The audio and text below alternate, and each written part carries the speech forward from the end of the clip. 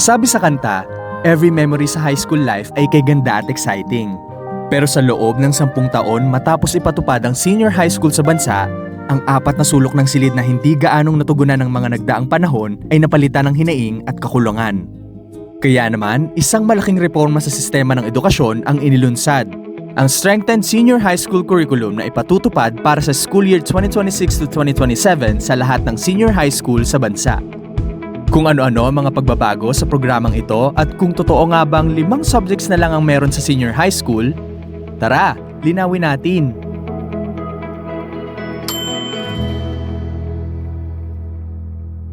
Sa ilalim ng bagong curriculum, magiging 2 na lamang ngayon ang tracks mula sa dating 4. Ang academic at technical professional track. Hep, para sa mga gustong tahakin ng sports at arts and design, patuloy itong iaalok pero nasa loob na ng academic track.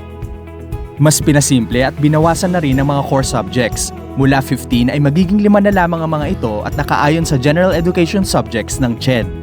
Ang mga asignaturang ito ay buong itinuturo na sa grade 11 at hindi na inaalok pa sa grade 12. Kada semestre, ang bawat core subject ay nakatakdang ituro sa sumusunod.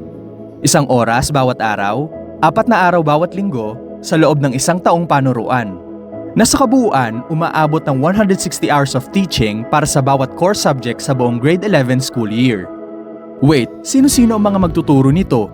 Siyempre, ang mga teachers na angkop ang natapos na kurso o may kaukulang major o specialization sa mga core subjects na nabanggit.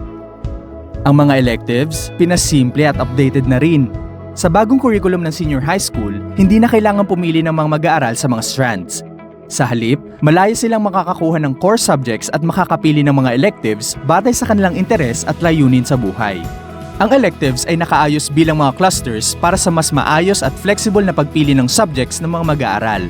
At ang mga cluster ay hindi katulad ng strands na may fixed pathways. Layunin nito na ayusin ang electives nang hindi nililimitahan ng mga mag-aaral sa iisang set ng subjects. Narito ang mga bagong electives batay sa mga sumusunod na clusters. Narito naman ang updated time allotment para sa core and electives. At ang panghuli, ang pagpili ng subjects batay sa pansariling kagustuhan ng mag-aaral, hindi sa tracks. Noon, pumipili ang mga mag-aaral ng isang track na may mga otomatikong asignatura bawat strand.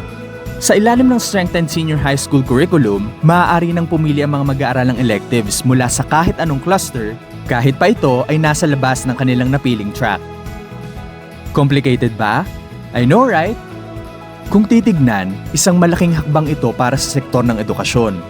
Sa pamamagitan ng mas pinasimpleng curriculum, mas magkakaroon ng malinaw na direksyon at pagkakataon ng bawat mag-aaral sa mas malayang pagpili ng interes, habang pinapatibay ang kakayahan at kahandaan sa kolehiyo, trabaho, at sa tunay na buhay.